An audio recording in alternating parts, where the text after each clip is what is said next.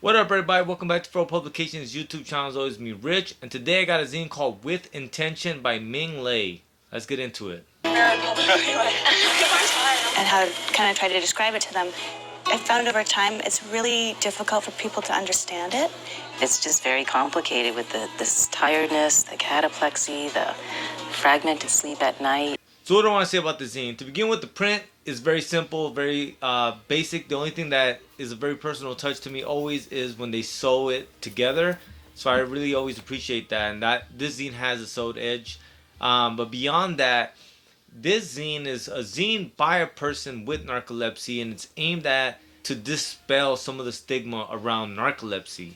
And for me, as someone that's never studied it, it was very, very interesting. Like I always say, man, first-hand accounts, they really do matter. And upon reading this zine, it propelled me to do more research on it. And it was crazy to me because I never stopped to think about it. But I listened to this long discussion, and I'm going to show you guys a real quick snippet of it. In psychiatry and psychology, in clinical psychology, that people don't have insight into their experience. So if they don't have insight, they couldn't possibly be saying anything about it. I mean, maybe they could write something, these people would say, maybe they could write something that would be completely chaotic and wild and crazy, but they couldn't write something insightful.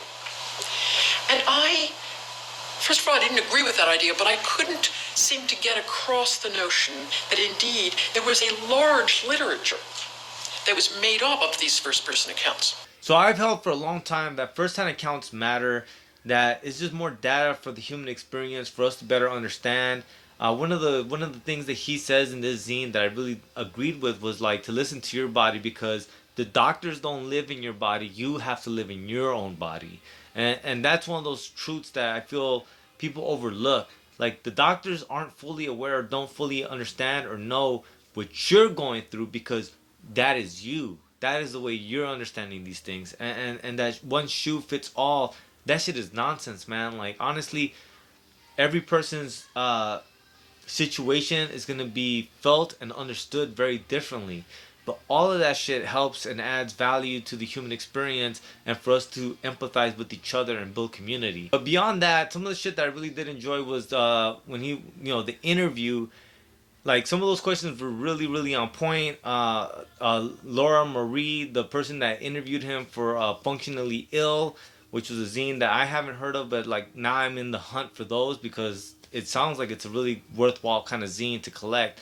Kind of going back to the LAQR, something that you maybe want to archive and have forever as a resource for people. So Functionally Ill, there was this whole section where he has the interview in this zine. And like I said, some of the questions are really on point. The question I liked the most and I found the most interesting was where she asks about the word usage of mad and disabled, and like the view that Ming has on those two words. And I found his answers to be very refreshing, especially when he starts talking about like what is crazy, and it's like crazy is living outside of the system. And I mean, like honestly, that whole interview section of it was very, very interesting read, and it just shows that Ming is understanding that we're stigmatized and that some of this may not be viewed as normal, but like who's to say what is normal, right? Like when you have systems that murder people and that's normal, like are you always okay with the norm? You know what I mean? And I enjoyed that passage of like of embracing that crazy is outside of the system, and sometimes it's okay to be that. So I appreciated that whole thing.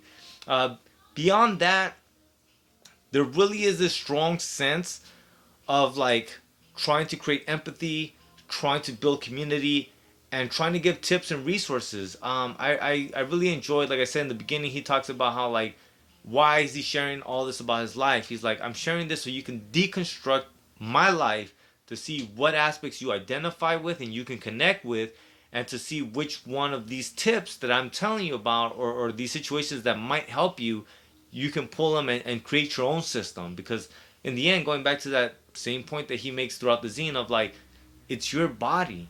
The way he deals with narcolepsy, the way he understands narcolepsy is not going to be the way you should deal with it or the way you're going to understand it. But this is just information meant to help you.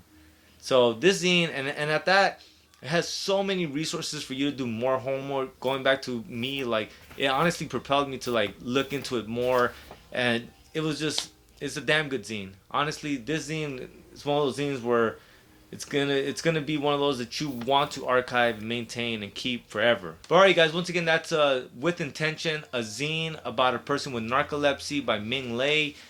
Very, very powerful stuff, man. Really, really worth the read. If you guys are able to find a copy or get a copy, please do so. As always, I put all the information I can find in the show notes. Beyond that, please like, share, subscribe so that we can continuously grow and build this community. And with that, I'll see you guys later. Late. Fight the fascists.